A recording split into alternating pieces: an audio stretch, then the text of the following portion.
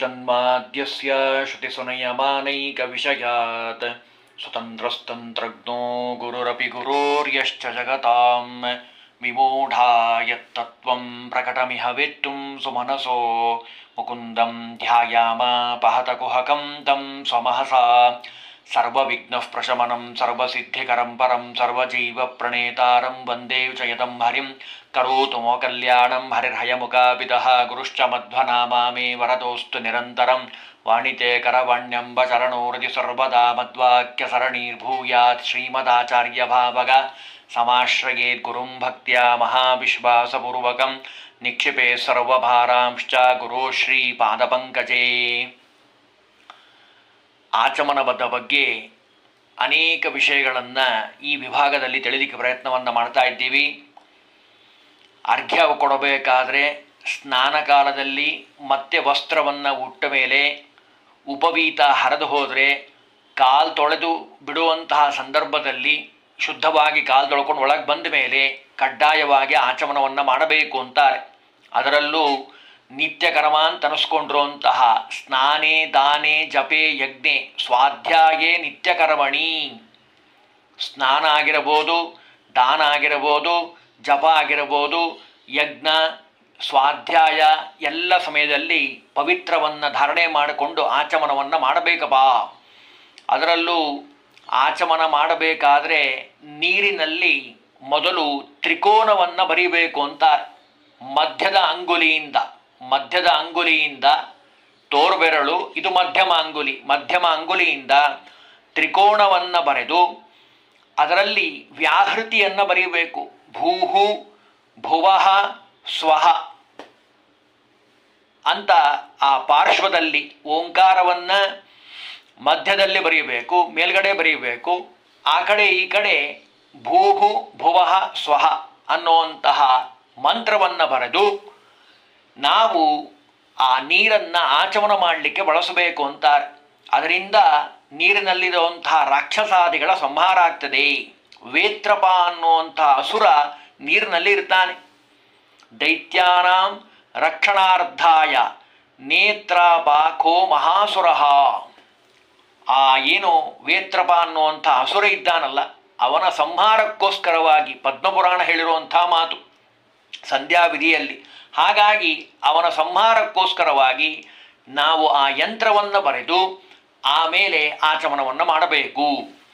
ಆಚಮನವನ್ನು ಮಾಡಬೇಕಾದ್ರೆ ನೀರೆಷ್ಟು ತಗೋಬೇಕು ಅಂತ ಕೇಳಿದರೆ, ನಾನು ಹಿಂದೆನೇ ಹೇಳಿದ್ದೇನೆ ಹಿಂದಿನ ವಿಭಾಗದಲ್ಲಿ, ಉದ್ದು ಕಾಳು ಮುಳುಗೋಷ್ಟು ಗೋಕರ್ಣಾಕೃತಿಯಲ್ಲಿ, ಅಂದರೆ ಈ ಭಾಗ ಹೀಗೆ ಮುಟ್ಟಬೇಕು, ಹೀಗೆ ಎರಡೂ ಭಾಗ ಈ ಭಾಗ ಮುಟ್ಟಿದಾಗ ಗೋಕರ್ಣಾಕೃತಿ ಅಂತಾರೆ. ಆಕಳ ಕಿವಿಗೆ ಎಣೆ ಅಂಗೈ ಹರಳವಾಗಿರಬೇಕು, ಉದ್ದು ಮುಳುಗುವಂತೆ ಇರಬೇಕು. ನೀರು ಸಾಕಾಗದೆ ಹೆಚ್ಚು ಕಡಿಮೆ ಸಾಕೆಂಬಷ್ಟು ಕುಡಿದರೆ ಸಾಕಾರ ಪುರಂದರ ವಿಠಲ ಮದ್ಯ ಸಮ ಮಾಡುವ. ಮದ್ಯ ಕುಡಿದ ಹಾಗೆ, ಹಾಗಾಗಿ ಮದ್ಯಪಾನ ಮಾಡದ ಹಾಗೆ ಜಾಸ್ತಿ ತಗೋಬಾರದು ನೀರನ್ನು ಅಂತ ಹೇಳ್ತಾರೆ. ಅದರಲ್ಲೂ ಗೋಕರ್ಣಾಕೃತಿಯಲ್ಲೇ ನಾವು ನೀರನ್ನು ಸ್ವೀಕಾರ ಮಾಡಬೇಕು. ಅದು ಹೇಗಿರಬೇಕು ಅನ್ನೋದಕ್ಕೂ ಒಂದು ಮಾತು ಹೇಳಿದರು. ಎಷ್ಟು ಪ್ರಮಾಣದಲ್ಲಿರಬೇಕು ಅಂತ ಕೇಳಿದರೆ, ನಾವು ಕುಡಿಯುವಂತಹ ನೀರು, ಆಚಮನ ಮಾಡುವಂತಹ ನೀರು ಬ್ರಾಹ್ಮಣ ಆಗಿದ್ದರೆ ಹೃದಯ ತನಕ ಬರಬೇಕು, ಸೀದಾ ನೇರವಾಗಿ ಹೃದಯಕ್ಕೆ ಮುಟ್ಟಬೇಕು. ಕ್ಷತ್ರಿಯ ಆಗಿದ್ದರೆ ಕಂಠದ ಪರ್ಯಂತ, ವೈಶ್ಯನಾಗಿದ್ದರೆ ಜಿಹ್ವಾ ಅಂದರೆ ಸ್ವಾಧಾನ ಮುಟ್ಟೋ ತನಕ ಆ ಆಚಮನದ ನೀರನ್ನು ಮಾಡಬೇಕು ಅಂತಾರೆ. ಇನ್ನು ಸ್ತ್ರೀಯರಾಗಿದ್ದರೆ ಜಲಶುದ್ಧಿಯಿಂದ ಶುದ್ಧ ಆಗ್ತಾರೆ, ಅವರು ಆಚಮನ ಮಾಡಬೇಕು. ಇನ್ನು ಅದರಲ್ಲೂ ಎಷ್ಟರ ಮಟ್ಟಿಗೆ ಶಾಸ್ತ್ರ ಹೇಳ್ತದೆ ಅಂದರೆ, ಬಲಗೈಯಲ್ಲಿ ಗೋಕರ್ಣಾಕೃತಿಯನ್ನು ಮಾಡಿ ನೀವು ಆಚಮನ ಮಾಡ್ರಿ ಅಂತ ಹೇಳಿದ್ದಾರೆ. ನೀರು ನಮ್ಮಲ್ಲಿ ಇಲ್ಲ, ನೀರು ನಮಗೆ ಸಿಕ್ಕಿಲ್ಲ. ಆ ಸಂದರ್ಭದಲ್ಲಿ ಶ್ರೋತ್ರಂಬ ದಕ್ಷಿಣಂ ಸ್ಪೃಶೇತ್, ಬಲಗೈಯಿಂದ ಬಲಕಿವಿಯನ್ನು ಮುಟ್ಕೊಳ್ಬೇಕು 5 ಬೆರಳುಗಳಿಂದ. ಅದು ಶ್ರೋತ್ರಾಚಮನ ಅಂತ ಕರೀತಾರೆ. ಪ್ರಯಾಗಾದಿ ಸಮಸ್ತ ತೀರ್ಥಗಳು, ಗಂಗಾದಿ ಸರ್ವ ನದಿಗಳು, ತದಭಿಮಾನಿ ದೇವತೆಗಳು ಬ್ರಾಹ್ಮಣನ ಬಲಗಿವಿಯಲ್ಲಿರ್ತಾರಪ್ಪ. ಪ್ರಯಾಗಾದೀನಿ ತೀರ್ಥಾನಿ ಗಂಗಾದ್ಯ ಸರಿತಸ್ತದ ವಿಪ್ರಸ್ಸ ದಕ್ಷಿಣೆ ಕರ್ಣೆ ನಿತ್ಯಂ ತಿಷ್ಟಂತಿ ದೇವತಾ. ಅದಕ್ಕೋಸ್ಕರವಾಗಿ ಬಲಗವಿಯನ್ನು ಮುಟ್ಟುಕೊಳ್ಳುವಂಥದ್ದು, ಆಚಮನ ಮಾಡುವಂತಹ ಸಂದರ್ಭದಲ್ಲಿ ನೀರಿಲ್ದಾಗ ಈ ವಿಧಾನವನ್ನು ಕಿವಿಯನ್ನು ಮುಟ್ಟುಕೊಳ್ಳಬೇಕು ಅಂತಾರೆ. ಇನ್ನು ಆಚಮನ ಮಾಡುವಂತಹ ಪಾತ್ರೆ ಇದೆ ಅಲ್ಲ, ಲೋಟ ಅಂತ ನಾವೇನು ಹೇಳ್ತೀವಲ್ಲ, ಥಾಲಿ ಅಂತ ಕರೀತಾರೆ. ಆ ಥಾಲಿ ಯಾವುದಾಗಿರಬೇಕು ಅಂತ ಕೇಳಿದರೆ, ಮೊದಲು ಬಂಗಾರ, ಬೆಳ್ಳಿ, ತಾಮ್ರ ಇವು ಅತ್ಯಂತ ಶ್ರೇಷ್ಠವಾದದ್ದು. ಯಾವುದೇ ಕಾರಣಕ್ಕೂ ಕಬ್ಬಿಣದ್ದಾಗಲಿ ಅಥವಾ ಸ್ಟೀಲಿಂದಾಗಲಿ ಬಳಸಬಾರ್ದು, ಗಾಜಿಂದಾಗಲಿ ಒಟ್ಟ ಬಳಸಬಾರದು ಅಂತಾರೆ. ಆಚಮನ ಪಾತ್ರೆ ತಾಮ್ರ ಪಾತ್ರೆಯಾದರೆ ಬಹಳ ಒಳ್ಳೆಯದು, ಬೆಳ್ಳಿದು ನಡೀತದೆ ಅಂತ ಹೇಳ್ತಾರೆ. ಬಂಗಾರದ್ದಾದರೂ ಬಹಳ ಇನ್ನೂ ಉತ್ತಮ. ಸೀಸ, ಕಂಚು, ಕಬ್ಬಿಣ ಇವೆಲ್ಲ ಆಚಮನ ಮಾಡಬಾರದು ಅಂತ ಶಾಸ್ತ್ರ ಹೇಳ್ತದೆ. ಇನ್ನು ಎಷ್ಟರ ಮಟ್ಟಿಗೆ ಶಾಸ್ತ್ರ ಹೇಳ್ತದೆ ಅಂದರೆ, ಬೆಂಕಿಯ ಮೇಲೆ ಕಾಸಿದ ಕೆಟ್ಟ ವಾಸನೆ ಉಳ್ಳುವಂತಹ, ನೊರೆ ಬಂದಿರುವಂತಹ, ಗುಳ್ಳೆಗಳು ಇರುವಂತಹ, ಕ್ರಿಮಿಕೀಟ ಓಡಾಡಿದಂತಹ, ಇನ್ನೊಬ್ಬರು ಕುಡಿದು ಬಿಟ್ಟಿರುವಂತಹ ನೀರು ಆಚಮನಕ್ಕೆ ಬರೋದಿಲ್ಲ. ಇವೆಲ್ಲ ಕಂಡೀಷನ್ಸ್ಗಳು, ನಿಯಮಗಳು. ಈ ನೀರನ್ನು ಬಳಸಬಾರದು ಅಂತ ಶಾಸ್ತ್ರ ಹೇಳ್ತದೆ. ಇನ್ನು ಉಗುರು ಸ್ಪರ್ಶ ಮಾಡಿ ಉಗುರು ಅದ್ದಿ ತೊಗೊಂಬಂದಿರುವಂತಹ ಆ ನೀರನ್ನು ಯಾರು ಆಚಮನ ಮಾಡ್ತಾರೋ ಅವರು ಸುರಾಪಾನ ಮಾಡಿದಂತಹ ಫಲ ಪಡಿತಾರಂತೆ. ಅದಕ್ಕೆ ಎಚ್ಚರ. ನೀರು ಆಚಮನ ಮಾಡಬೇಕಾದ್ರೆ ಶುದ್ಧವಾದ ನೀರಿಂದ ಮಾಡಬೇಕು. ಇನ್ನು ಬುರುಗು ಬರ್ತಾ ಇರುವಂತಹ, ಗುಳ್ಳೆಗಳಿಂದ ತುಂಬಿರುವಂತಹ ನೀರು, ನೊರೆ ಬಂದಿರೋ ನೀರು, ಬಿಸಿ ನೀರು, ಉಪ್ಪು ನೀರು, ಕೆಟ್ಟ ಬಣ್ಣದ ನೀರು, ಕೆಸರಿನ ನೀರು, ಕುಡಿದು ಉಳಿದು ಬಿಟ್ಟಂತಹ ನೀರು, ಉಗುರು ಸ್ಪರ್ಶ ಮಾಡಿದಂಥ ನೀರು, ಕ್ರಿಮಿ ಕೀಟಗಳಿರುವಂತಹ ನೀರು, ದೇವರ ಅಭಿಷೇಕಕ್ಕೆ ಬಳಸಿ ಉಳಿದಿರುವಂಥ ನೀರು ಆಚಮನವನ್ನು ಮಾಡಬಾರದು. ಯಾವುದನ್ನು ಮಾಡಬಾರದು ಅಂತ ಹೇಳ್ತಾ ಇದ್ದಾರೆ. ಮಳೆ ನೀರಾಗಿರ್ಬೋದು, ಕೈ ಅದ್ದಿದ ನೀರಾಗಿರ್ಬೋದು, ಅಪವಿತ್ರವಾದದ್ದಾಗಿರ್ಬೋದು, ಅಯೋಗ್ಯರು ತಂದಿರುವಂಥ ನೀರಾಗಿರ್ಬೋದು, ಯಂತ್ರ ಬರಿದೇ ಇರುವಂಥ ನೀರಾಗಿರ್ಬೋದು, ಆಚಮನವನ್ನು ಮಾಡಬಾರದು. ಶ್ಲೋಕದಲ್ಲೆಲ್ಲ ವಿಸ್ತಾರವಾಗಿ ಹೇಳ್ತಾರೆ, ನಾನು ಎಲ್ರಿಗೂ ಅರ್ಥ ಆಗಲಿ ಅಂತ ಬಿಡಿಸಿ ಹೇಳ್ತಾ ಇದ್ದೇನೆ. ಇನ್ನು ಪಾದಶೇಷಂ ಪೀತಶೇಷಂ ಇನ್ನು ಹೇಳ್ತಾರೆ. ಪಾದ ತೊಳೆದಿರ್ತಾರೆ ಬಂದಿರುವಂಥವರಿಗೆ, ಆ ಬಂದಿರುವಂಥ ಪಾದ ತೊಳೆದ ಮೇಲೆ ಉಳಿದಿರುವಂಥ ನೀರಾಗಿರ್ಬೋದು, ಇನ್ನೊಬ್ಬರು ಕುಡಿದು ಉಳಿದಂಥ ನೀರಾಗಿರ್ಬೋದು, ಶುದ್ಧಿಗಾಗಿ ಬಳಸಿದಂತಹ ನೀರಾಗಿರ್ಬೋದು, ಇವೆಲ್ಲ ಆಚಮನಕ್ಕೆ ಬರೋದಿಲ್ಲ. ಆಚಮನ ಮಾಡಬಾರದು ಇಂಥ ನೀರಿನಿಂದ. ಇನ್ನು ಕರ್ಪೂರ, ಗಂಧ, ಏಲಕ್ಕಿ, ಲವಂಗ, ಗಂಧ ಅವೆಲ್ಲ ಸೇರಿಸಿರುವಂಥ ನೀರು ಯಾವುದೇ ಕಾರಣಕ್ಕೂ ಅದರಿಂದ ಆಚಮನ ಮಾಡಬಾರದು. ಬಿಸಿನೀರಿನಿಂದ ಆಚಮನ ಮಾಡಬಾರದು. ಇನ್ನೊಬ್ಬರು ಕುಡಿದು ಬಿಟ್ಟಿರುವಂಥ ನೀರಿನಿಂದ ಆಚಮನ ಮಾಡಬಾರದು. ಇಷ್ಟೆಲ್ಲ ನಿಯಮಗಳನ್ನು ಹೇಳಿದರು. ಇನ್ನು ಇದರ ಜೊತೆಗೆ ಹಲವು ಕರ್ಮಗಳಿಗೆ ಹೆವಣೆ ಎರಡಾಚಮನ. ಎಷ್ಟು ಸತಿ ಆಚಮನ ಮಾಡಬೇಕು, ಎಲ್ಲಿ ಮಾಡಬೇಕು ಅನ್ನೋದಕ್ಕೆ ಪ್ರಮಾಣ ಹೇಳ್ತಾರೆ ಪದ್ಮಪುರಾಣದಲ್ಲಿ. ದಾನ, ಪ್ರತಿಗ್ರಹ. ದಾನ ಅಂದರೆ ಕೊಡೋದು, ಪ್ರತಿಗ್ರಹ ಅಂದರೆ ತೆಗೆದುಕೊಳ್ಳೋದು. ಜಪ, ಸಂಧ್ಯಾವಂದನೆ, ಬಲಿಹರಣ ಇವುಗಳ ಮೊದಲು 2 ಸಲ ಆಚಮನ ಮಾಡಬೇಕು. ಮುಗಿದ ಮೇಲೆ, ಕಾರ್ಯಕ್ರಮ ಮುಗಿದ ಮೇಲೆ ಮತ್ತೆ 2 ಸಾರಿ ಆಚಮನ ಮಾಡಬೇಕು ಅಂತಾರೆ. ಸಂಧ್ಯಾ ಪೂರ್ವಂ ದ್ವಿರಾಚಮ್ಯ ಅರ್ಘ್ಯಾಂತೆ ಚ ದ್ವಿರಾಚಮೇತ್ ಯಜ್ಞೇ ಚ ಗೋತ್ರಾಂತೆ. ವಿಸ್ತಾರವಾಗಿ ಹೇಳ್ತಾರೆ. ಈ ಸಂದರ್ಭಗಳಲ್ಲಿ ಅಂದರೆ ಸಂಧ್ಯಾವಂದನೆ ಪ್ರಾರಂಭದಲ್ಲಿ 2 ಸಾರಿ ಆಚಮನ ಮಾಡಿರಿ, ಅರ್ಘ್ಯ ಪ್ರದಾನ ಆದಮೇಲೆ 2 ಸಾರಿ ಮಾಡಿರಿ, ಬ್ರಹ್ಮಯಜ್ಞದಲ್ಲಿ 2 ಸಾರಿ ಮಾಡಿರಿ. ಅಂದರೆ ಶಾಸ್ತ್ರ ನಮಗೆ ಹೇಳಿರೋ ನಿಯಮ ಇದು. ಈ ರೀತಿಯಾಗಿ ಆಚಮನವನ್ನು ಮಾಡಿ. ಶ್ರಾದ್ದ ಮಾಡುವಂಥವನು ಆರಂಭದಲ್ಲಿ, ಮುಗಿದ ಮೇಲೆ ಪಾದ, ಶೌಚ, ಪೂಜೆ ಇವೆಲ್ಲ ಆದ ಮೇಲೆ, ಪಾದ ಪ್ರಕ್ಷಾಳನ ಅಂತ ಮಾಡಿಸ್ತಾರೆ ಶ್ರಾದ್ದದಲ್ಲಿ. ಅದೆಲ್ಲ ಆದ ಮೇಲೆ ಒಂದು ಸರಿ ಆಚಮನ ಮಾಡಿರಿ. ಅದನ್ನು ಹೇಳ್ತಾರೆ. ಸ್ವಪಾದಕ್ಷಾಲನಂ ಪೂರ್ವಕಂ ದ್ವಿರಾಚಮನಂ ದೇವಾರ್ಚನಾಂತೆ ಪಿತ್ರಾರ್ಚನಾಂತೆ ಚ ಏಕೈಕ ಆಚಮನಂ. ದೇವತೆಗಳು, ವಿಶ್ವೇ ದೇವತೆಗಳು ಮತ್ತು ಪಿತೃದೇವತೆಗಳು ಪಾದ ಪ್ರಕ್ಷಾಳನ ಅಂತ ಮಾಡ್ತಾರೆ. ಅದಾದ ಮೇಲೆ ಆಚಮನವನ್ನು ಮಾಡಬೇಕು ಅಂತಾರೆ. ಅಷ್ಟು ನಿಯಮವನ್ನು ಹೇಳಿದ್ದಾರೆ. ಇನ್ನು ದಾರಿಯಲ್ಲಿ ನಡ್ಕೊಂಡು ಬಂದಿರ್ತೀರಿ, ಎಲ್ಲಿಂದನೋ ದೂರದಿಂದ ಆಚಮನ ಮಾಡಬೇಕು ಮನೆಗೆ ಬಂದ ಮೇಲೆ. ಆಮೇಲೆ ಮಲಮೂತ್ರ ವಿಸರ್ಜನೆ ಆದ ಮೇಲೆ, ಊಟ ಮಾಡಿದ ಮೇಲೆ, ಕೈಕಾಲು ತೊಳೆದ ಮೇಲೆ ಆಚಮನವನ್ನು ಮಾಡಬೇಕು.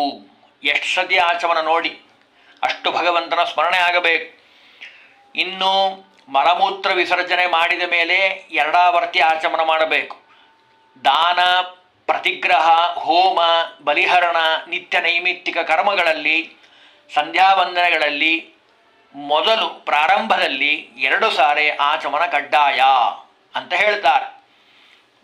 ಇನ್ನು ಆಕಳಿಕೆ ಬಂದಾಗ, ಆಕಳಿಸ್ತಾರೆ ನೋಡಿ, ಆಕಳಿಕೆ ಬಂದಾಗ, ನಿದ್ದೆ ಆದಮೇಲೆ, ಸೀನು ಬಂದಾಗ, ಕೋಪ ಮಾಡಿಕೊಂಡಾಗ, ಆಮೇಲೆ ಅಯೋಗ್ಯರ ದರ್ಶನ ಆದಾಗ, ಆಲಸ್ಯ ಬಂದಾಗ, ಈ 10 ಸಂದರ್ಭಗಳಲ್ಲಿ ಆಚಮನ ಕಡ್ಡಾಯ.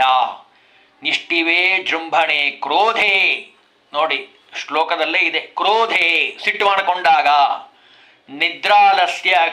ನಿದ್ರಾಲಸ್ಯ ಮಲಗೊಂಡು ಎದ್ದ ಮೇಲೆ ಆಲಸ್ಯದಿಂದ, ಕ್ಷುತೆ ಮುದೆ ಪತಿತಶ್ಚಾಂತ್ಯಜ ಲೋಕೆ ದಶಸ್ವೇತೇಶು ಆಚಮೇತ್.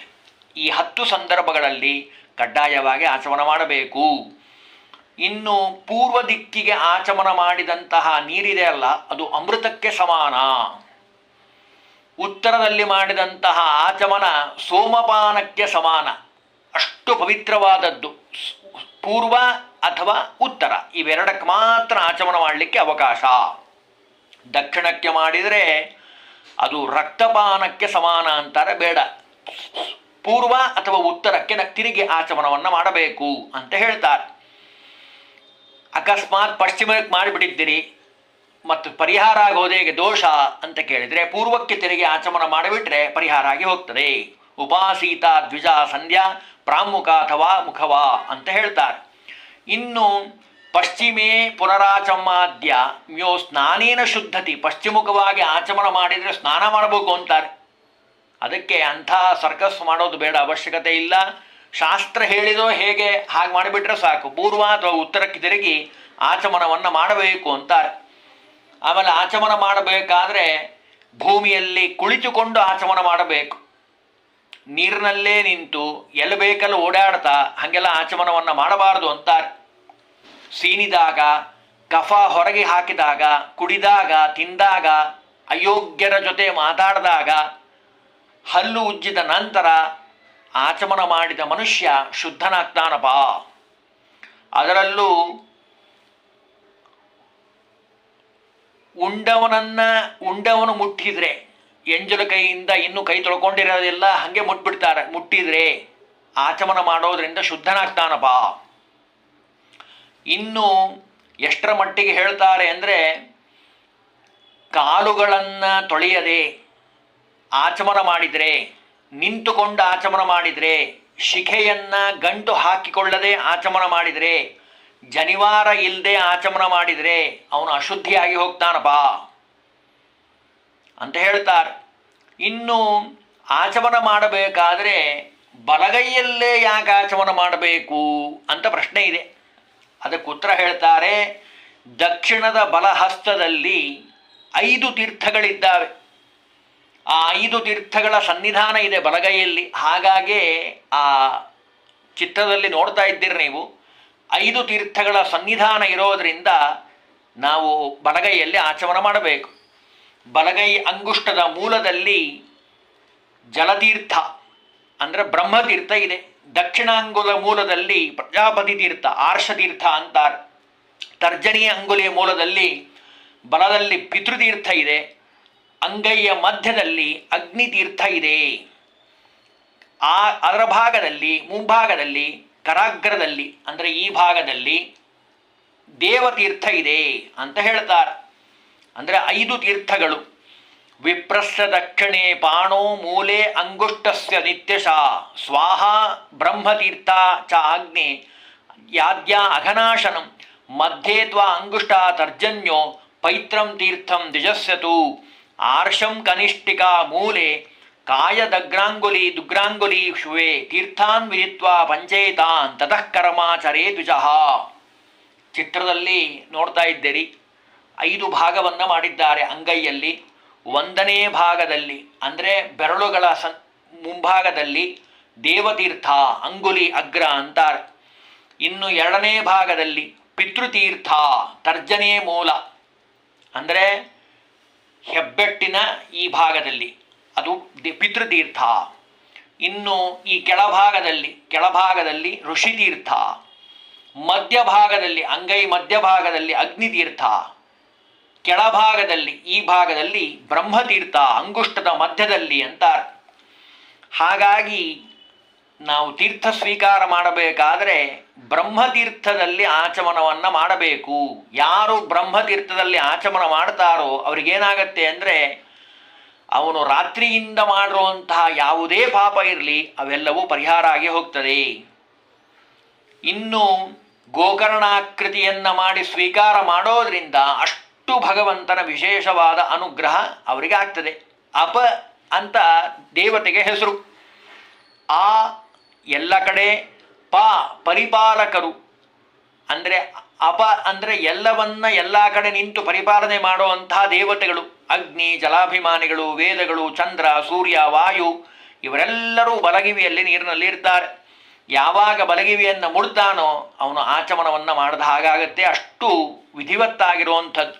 ಅದರಲ್ಲೂ ವೇದ ಮಾತಾದು ಗಾಯತ್ರಿ ದ್ವಿಗುಣ ದ್ವಾದಶಾಕ್ಷರ ಚತುರ್ವಿಂಶ ಸ್ಮತಯೋ ಸ್ಯಾತ್ ಕಥಿತ ವರ್ಣದೇವತಾ. ಸರ್ವವೇದಾಭಿಮಾನಿಯಾಗಿರುವಂತಹ ಆ ಮಾತೃಸ್ಥಾನದಲ್ಲಿರುವಂತಹ ಗಾಯತ್ರಿ ಮಂತ್ರ ಇದೆಯಲ್ಲ, 24 ವರ್ಣಗಳು, ಅದರ ಮೊದಲು ಅಕ್ಷರಗಳಿಂದ 24 ದೇವತೆಗಳನ್ನು ಅಂದರೆ ಭಗವಂತನ ರೂಪಗಳನ್ನು ಸ್ಮರಣೆ ಮಾಡ್ತಾ ಆಚಮನವನ್ನು ಮಾಡುವಂಥದ್ದು ಬಹಳ ವಿಶಿಷ್ಟವಾಗಿರುವಂಥದ್ದು. ಪ್ರಾರಂಭದಲ್ಲಿ ಶ್ರೀಕಾರ, ಕೊನೆಗೆ ನಮಃ ಹೇಳುವಂಥದ್ದು ಶಾಸ್ತ್ರವಿಹಿತವಾಗಿರುವಂಥದ್ದು. ಓಂ ಶ್ರೀ ಕೇಶವಾಯ ಸ್ವಾಹ, ನಾರಾಯಣಾಯ ಸ್ವಾಹ, ಮಾಧವಾಯ ಸ್ವಾಹ ಅನ್ನುವಂತಹ ಬ್ರಹ್ಮತೀರ್ಥದಿಂದ ನಾನೀಗ ಹೇಳಿದ್ನಲ್ಲ ಈ ಭಾಗದಿಂದ ಸ್ವೀಕಾರವನ್ನು ಮಾಡಬೇಕು. ಮಾಧವಾಯ ಸ್ವಾಹ ಆದಮೇಲೆ ಗೋವಿಂದ ನಮಃ ಕೈಯನ್ನು ತೊಳೆದುಕೊಳ್ಳಬೇಕು ಅಂತ ಹೇಳ್ತಾರೆ. ಪ್ರಕ್ಷಾಳನೆಯನ್ನು ಮಾಡುವಂಥದ್ದು.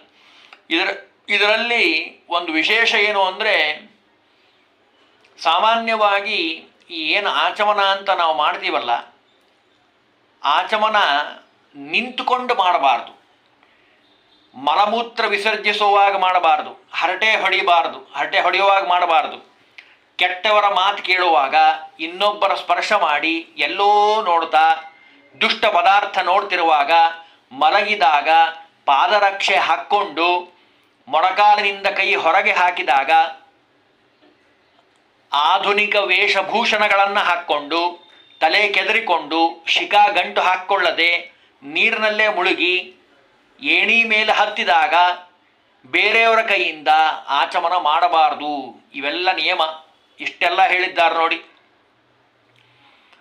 ಅತ್ತರೆ ಅಪಾನ ವಾಯುವನ್ನು ಬಿಟ್ಟರೆ, ಕೋಪಗೊಂಡ್ರೆ, ಬೆಕ್ಕು ಇಲಿ ಪ್ರಾಣಿಗಳ ಸ್ಪರ್ಶ ಆದರೆ, ನಕ್ರೆ, ಸುಳ್ಳು ಮಾತಾಡಿದರೆ, ಈ ಎಲ್ಲ ನಿಮಿತ್ತಗಳಲ್ಲಿ ಸತ್ಕರ್ಮಾನುಷ್ಠಾನ ಮಾಡಲಿಕ್ಕೆ ಆಚಮನ ಕಡ್ಡಾಯವಾಗಿ ಮಾಡಬೇಕು ಅಂತಾರೆ. ಇನ್ನು ಆಚಮನ ಕಾಲದಲ್ಲಿ ಯಾವುದು ಮಾಡಬಾರ್ದು? ನೀರು ಕುಡಿಯೋದು, ಊಟ ಮಾಡೋದು, ಭಕ್ಷ್ಯಭೋಜ್ಯ ತಿನ್ನೋದು, ಪಾಯಸ ಸವಿಯೋದು. ಆ ಸಂದರ್ಭಗಳಲ್ಲಿ ಶಬ್ದ ಮಾಡಬಾರದು. ಕೆಲವರಿಗೆ ಅದೊಂದು ದುರಭ್ಯಾಸ, ಕೆಟ್ಟ ಅಭ್ಯಾಸ, ಸುರಿಯೋದು. 4 ಜನಕ್ಕೆ ಕೇಳಿಸ್ತದೆ ಆಚಮನ ಮಾಡಿದರೆ. ಆ ರೀತಿಯಾಗಿ ಮಾಡಬಾರ್ದು ಅಂತಾರೆ. ಆಚಮನ ಮಾಡೋ ಸಂದರ್ಭದಲ್ಲಿ ಏನಾದರೂ ನೀವು ಸುರಿದ್ರೆ, ಊಟ ಮಾಡಬೇಕಾದ್ರೂ ಸುರಿಬಾರ್ದು, ಆಚಮನ ಮಾಡಬೇಕಾದ್ರೆ ಸುರಿದ್ರೆ ಎಲ್ಲ ಹಿಂದೆ ಮಾಡಿರುವಂತಹ ಪುಣ್ಯ ನಾಶ ಆಗಿ ಹೋಗ್ತದೆ. ಭೋಜ್ಯಾನಾಂ ಭೋಜನೆ ಚಾಪಿ ತಥಾ ವೈಲೋಹ್ಯ ದೋಷಯೋ ಯದಿ ಶಬ್ದಂ ತಥಾ ಕುರ್ವನ್ ಸದ್ಯೋ ನಿರಯ ಮೃಚ್ಛತಿ. ಹಾಗಾಗಿ ಶಬ್ದ ಮಾಡಬಾರದಪ್ಪ. ಅದರಲ್ಲೂ ವಿಶೇಷವಾಗಿ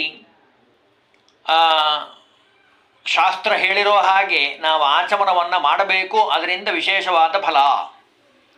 ಇನ್ನು ಆಚಮನ ಅಂತೇನಿದೆ ಅಲ್ಲ, ಅದರಲ್ಲಿ ಅನೇಕ ಪ್ರಭೇದಗಳಿದ್ದಾವೆ. ಮೊದಲನೇದಾಗಿ ಒಟ್ಟು 6 ಪ್ರಭೇದಗಳನ್ನು ಹೇಳ್ತಾರೆ. ಸ್ಮಾರ್ತ್ರಾಚಮನ, ಪುರಾಣಾಚಮನ, ವೈದಿಕಾಚಮನ, ತಾಂತ್ರಿಕಾಚಮನ, ಶ್ರೌತ್ರಾಚಮನ, ಸ್ಮಾರ್ತ್ರಾಚಮನ, ಹೀಗೆ ಅನೇಕ ವಿಧಗಳನ್ನು ಹೇಳ್ತಾರೆ. ಆಚಮನೆ ತ್ರಿಧಾ ಪ್ರೋಕ್ತಂ ಪೌರಾಣಂ ಸ್ಮಾರ್ತ ಮಾಗಮಃ ಶೌತಂ ಮಾನಸಮಾಚಮ್ಯ ಮನುಭಿಃ ಶ್ರುತಿ ಚೋದಿತೆ. ಶ್ರೌತ್ರಂ ಸ್ಮಾರ್ತ್ರಂ ಪೌರಾಣಂ ತಾಂತ್ರಿಕ ಇತಿ ಶ್ರೋತ್ರಂ ಪ್ರತ್ಯಕ್ಷ ಸ್ಮೃತಿ ಪ್ರತಿಪಾದಿತಾಂ ಅಂತ ಹಿಂಗೆ ವಿಭಾಗವನ್ನು ಮಾಡಿದ್ದಾರೆ. ಅದನ್ನು ಗುರ್ತಿಡಿಯೋದು ಹೇಗೆ, ನಮಗೆ ಹೆಂಗೆ ಗೊತ್ತಾಗ್ತದೆ ಅಂತ ಕೇಳಿದರೆ ಅದಕ್ಕೆ ಹೇಳ್ತಾರೆ, 24 ಕೇಶವನಾಮಗಳನ್ನು ಹೇಳ್ತಾ ನಾವು ಆಚಮನ ಮಾಡಿದರೆ ಅದಕ್ಕೆ ಪುರಾಣಾಚಮನ, ಕೇಶವಾದಿಂಶ್ಚ ವಿನ್ಯಸ್ಯ ಪುರಾಣ ಆಚಮನಂ ಸ್ಮೃತಂ, ಪುರಾಣಾಚಮನ ಅಂತ ಕರೀತಾರೆ. 24 ಕೇಶವಾದಿ ನಾಮಗಳನ್ನು ಹೇಳಿ. ಇನ್ನು ಸ್ಮೃತ್ಯಾಚಮನ ಅಂದರೆ ಓಂ ಶ್ರೀ ತಂ ಕೇಶವಾಯ ಸ್ವಾಹ, ಓಂ ಶ್ರೀಂ ತತ್ಸತ್ ಗಾಯತ್ರಿ ಮಂತ್ರದ ಮೊದಲನೇ ಅಕ್ಷರ ನಾರಾಯಣಾಯ ಸ್ವಾಹ, ಓಂ ಶ್ರೀಂ ವೀಂ ಮಾಧವಾಯ ಸ್ವಾಹ, ಓಂ ಶ್ರೀಂ ತು ಗೋವಿಂದಾಯ ನಮಃ ಕೈಯನ್ನು ತೊಳೆದುಕೊಳ್ಳುವಂಥದ್ದು, ಓಂ ಶ್ರೀಂ ವಾ ವಿಷ್ಣವೇ ನಮಃ. ಹೀಗೆ ಗಾಯತ್ರಿ ಮಂತ್ರದ ಜೊತೆಗೆ ಸೇರಿಸಿಕೊಂಡು ಆ ಗಾಯತ್ರಿ ಮಂತ್ರದ ಸಮೇತವಾಗಿ 24 ಕೇಶವನಾಮಗಳನ್ನು ಹೇಳುವಂಥದ್ದನ್ನು ಸ್ಮೃತ್ಯಾಚಮನ ಅಂತ ಕರೀತಾರೆ. ಇನ್ನು ಸ್ಮಾರ್ತಾಚಮನದಲ್ಲಿ ಶ್ರೀ ಶಬ್ದದ ಬದಲಾಗಿ ಶ್ರೀ ಶಬ್ದ ಮತ್ತು ಅಂತ್ಯದಲ್ಲಿ ನಮಃ ಶಬ್ದ ಉಚ್ಚಾರಣೆಯನ್ನು ಕೊಡಿರುವಂಥದ್ದು. ಪ್ರಣವೋಚ್ಕಾರ ಸ್ತ್ರೀಯರಿಗೆ ಇಲ್ಲದೇ ಇರೋದ್ರಿಂದ ಶ್ರೀಕಾರವನ್ನು ಹೇಳುವಂಥದ್ದು. ಇನ್ನು ಸ್ಮಾರ್ತಾಚಮನ ಸಂಧ್ಯಾವನಗಳಲ್ಲಿ ಇಲ್ಲ. ಆಚಮನದಲ್ಲಿ ಶ್ರೋತ್ರಾಚಮನ ಅಂದರೆ ನಾನೀಗ ಹೇಳಿದ ಹಾಗೆ ಇಷ್ಟೆಲ್ಲ ಗಮನದಲ್ಲಿಟ್ಟುಕೊಂಡು ಮಾಡುವಂಥದ್ದು. ಇನ್ನೂ ಒಂದು ವಿಷಯ ಹೇಳ್ತಾರೆ ಸಾಮಾನ್ಯವಾಗಿ, ಏನಪ್ಪ ಅಂತ ಕೇಳಿದರೆ ಶ್ರೋತ್ರಾಚಮನ ಅಂದರೆ 2ನೇ ವಿಧ ಹೇಳ್ತಾರೆ, ಪ್ರಖ್ಯಾತವಾದದ್ದು. ಋಗ್ವೇದಾಯ ನಮಃ, ಯಜುರ್ವೇದಾಯ ನಮಃ, ಸಾಮವೇದಾಯ ನಮಃ ಅಂತ ಆಚಮನ ಮಾಡ್ತಾರೆ. ಅಥರ್ವಣ ವೇದಾಯ ನಮಃ ಅಂತ 2 ಕೈತಗಳನ್ನು ತೊಳ್ಕೊಳ್ತಾರೆ. ಆಗ್ನೇಯಾಯ ನಮಃ, ವಿಷ್ಣವೇ ನಮಃ, ಸರಸ್ವತೇ ನಮಃ. ಹೀಗೆ 24 ನಾಮಗಳಿಂದ ಅವರೇನು ಮಾಡ್ತಾರೆ, 20 ನಾಮಗಳಿಂದ ಬ್ರಹ್ಮಯಜ್ಞದಲ್ಲಿ ಶ್ರೋತ್ರಾಚಮನ ಮಾಡಬೇಕು ಅಂತ ವಿಭಾಗ ಇದೆ. ಇನ್ನು ನಾನೀಗ ಹೇಳಿದ್ನಲ್ಲ, ಹೀಗೆ ಅನೇಕ ವಿಧವಾದ ಆಚಮನದ ಪದ್ಧತಿಯನ್ನು ನಮ್ಮ ಹಿರಿಯರು ಮಾಡ್ಕೊಂಡ್ಬಂದಿದ್ದಾರೆ. ಯಾವ ಪದ್ಧತಿಯನ್ನು ನಮಗೆ ಶಾಸ್ತ್ರಕಾರ ಹೇಳಿದ್ದಾರೋ, ನಮ್ಮ ಗುರು ಹಿರಿಯರೆಲ್ಲ ಮಾಡ್ಕೊಂಡ್ಬಂದಿದ್ದಾರೋ ಅವರವರ ಪರಂಪರೆಗೆ ಅನುಗುಣವಾಗಿ ಅವರು ಆಚಮನವನ್ನು ಮಾಡಬೇಕು. ನಮಗೆಲ್ಲ ಹೇಳಿಕೊಟ್ಟಿರುವಂಥದ್ದೇನು, ಸಂಧ್ಯಾವಂದನೆ ಮಾಡಬೇಕಾದ್ರೆ ಕೇಶವಾಯ ಸ್ವಾಹ, ನಾರಾಯಣಾಯ ಸ್ವಾಹ, ಇದೇ ಪದ್ಧತಿಯಲ್ಲಿ ನಮಗೆಲ್ಲ ಹೇಳಿರೋದ್ರಿಂದ ನಾವು ಆ ಪದ್ಧತಿಯನ್ನು ಕಲಿತು ಆಚಮನವನ್ನು ಮಾಡಬೇಕು. ಅದರಲ್ಲೂ ಸ್ನಾನ, ಪಾನ, ಆಕಳಿಕೆ, ಶಯನ, ಭೋಜನ, ಬೀದಿಯಲ್ಲಿ ಸಂಚಾರ ಮಾಡಿ ಬಂದ ಮೇಲೆ, ಬಟ್ಟೆಯನ್ನು ಉಟ್ಟ ಮೇಲೆ ಪುನರಾಚಮನವನ್ನು ಕಡ್ಡಾಯವಾಗಿ ಮಾಡಬೇಕು. ಭೋಜನೆ, ಹವನೆ, ದಾನೆ, ಉಪಹಾರೆ, ಪ್ರತಿಗ್ರಹೆ, ಸಂಧ್ಯಾತ್ರಯೋ ದಾನೇ ಚ ಪೂರ್ವಂ ಪಶ್ಚಾತ್ ವಿರಾಚಮೇತ್, ಯಾಜ್ಞವಲ್ಕ್ಯರು ನಮಗೆ ಹೇಳಿರುವಂಥದ್ದು. ಹಾಗಾಗಿ ಕಡ್ಡಾಯವಾಗಿ 2 ಸಾರಿ ಆಚಮನವನ್ನು ಮಾಡಬೇಕು ಅಂತ ಹೇಳ್ತಾರೆ. ಉತ್ತುಂಕ ಅನ್ನುವಂಥ ಋಷಿ ಕುಮಾರ ತಮ್ಮ ವಿದ್ಯಾಭ್ಯಾಸವನ್ನು ಮುಗಿಸಿ ಗುರುದಕ್ಷಿಣೆಗಾಗಿ ಗುರುಪತ್ನಿ ವಹಿಸಿದಂತಹ ಪೌಷ್ಯರಾಜನ ಪತ್ನಿಯ ಕರ್ಣಕುಂಡಲವನ್ನು ತರಲು ಅರಮನೆಗೆ ಹೋದ. ನಿಂಗೇನು ಬೇಕು ಅಂತ ಕೇಳ್ದ. ಗುರುಗಳಿಗೆ ಕೇಳ್ದ, ಹೋಗಿ ಗುರುಗಳೇ ಗುರುದಕ್ಷಿಣೆ ಏನು ಬೇಕು ಕೇಳ್ರಿ. ಇಲ್ಲಪ್ಪ ನಮ್ದೇನಿಲ್ಲ, ನಮ್ಮ ಮನೆಯವ್ರನ್ನ ಕೇಳ್ಬಿಡು, ಅವ್ರೇನು ಹೇಳ್ತಾರೋ ಅದನ್ನು ತಂದು ಕೊಟ್ಬಿಡು ಅಂತ ಅವ್ರು ಹೇಳಿದರು. ಇಲ್ಲ, ರಾಜನ ಒಂದು ಕರ್ಣಕುಂಡಲ ರಾಣಿದು ಬೇಕು ಅಂತ ಹೇಳಿದಾಗ ಆಗ ಪತಿವ್ರತೆ ಎದುರಿಗಿದ್ದರೂ ಅವನಿಗೆ ಕಾಣಲೇ ಇಲ್ಲ. ರಾಜನ್ ಕೇಳ್ದ, ಪತ್ನಿ ಎಲ್ಲಿ ಹೋಗಿದ್ದಾರೆ? ಇಲ್ಲ, ಅರಮನೆಯಲ್ಲಿದ್ದಾರೆ, ಹೋಗ್ರಿ ಅರ್ಧಪುರಕ್ಕೆ ಅಂತ ಹೇಳಿದರು. ಅವನಲ್ಲಿ ಹೋದರೂ ಅವ್ರು ಕಾಣಿಸ್ತಾನೆ ಇಲ್ಲ. ಅದಕ್ಕೆ ಯೋಚನೆ ಮಾಡ್ದ, ತಾನು ದಾರಿಯಲ್ಲಿ ಬರಬೇಕಾದ್ರೆ ಅಶುಚಿಯಾಗಿರಬೇಕು ಅಂತ ಹೇಳಿ ಆಚಮನವನ್ನು ಮಾಡ್ದ. ಪೂರ್ವಕ್ಕೆ ತಿರುಗಿ ಕೈಕಾಲನ್ನು ತೊಳೆದು ಶುದ್ಧವಾಗಿ ನೊರೆಯಿಲ್ಲದೆ ಇರುವಂತಹ, ಬಿಸಿರದೇ ಇರುವಂತಹ, ಹೃದಯದವರೆಗೆ ತಲುಪುವಂತಹ ಅಷ್ಟು ನೀರನ್ನು 3 ಬಾರಿ ಆಚಮನ ಮಾಡ್ದ. ಕೈ ಒರೆಸ್ಕೊಂಡ, ಸ್ಮರಣೆ ಮಾಡ್ದ ಭಗವಂತನದ್ದು. ಆ ರಾಜನ ಪತ್ನಿ ತಕ್ಷಣ ಕಂಡಿದ್ದಾಳೆ.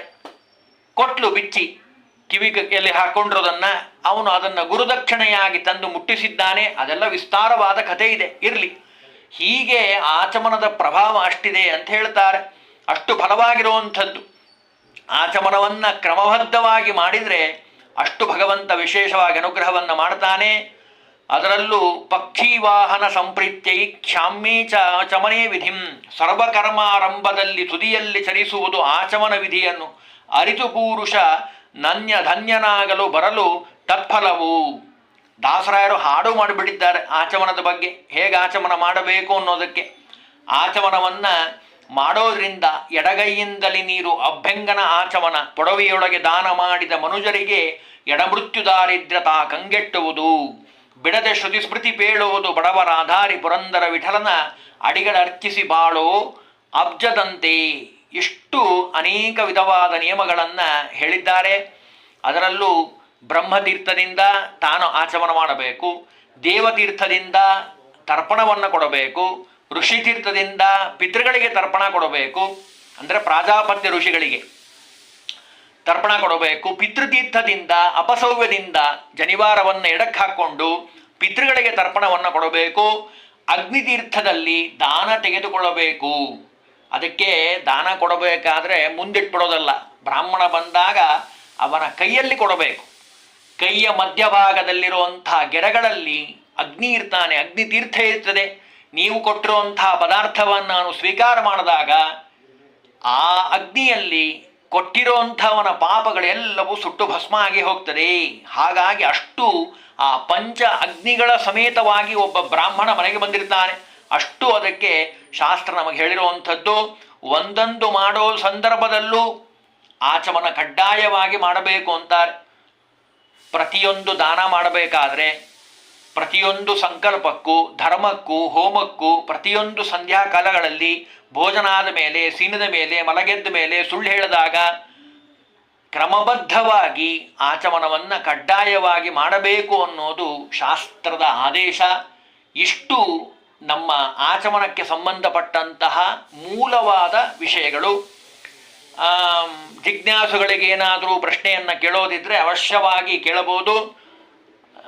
ಮುಕ್ತವಾಗಿ ನಾವು ಉತ್ತರವನ್ನು ಶಾಸ್ತ್ರದ ಆಧಾರ ಮೇಲೆ ಕೊಡಲಿಕ್ಕೆ ಪ್ರಯತ್ನವನ್ನು ಮಾಡ್ತೀವಿ. ಹರಿ ಓಂ ಶ್ರೀಕೃಷ್ಣಾರ್ಪಣಮಸ್ತು.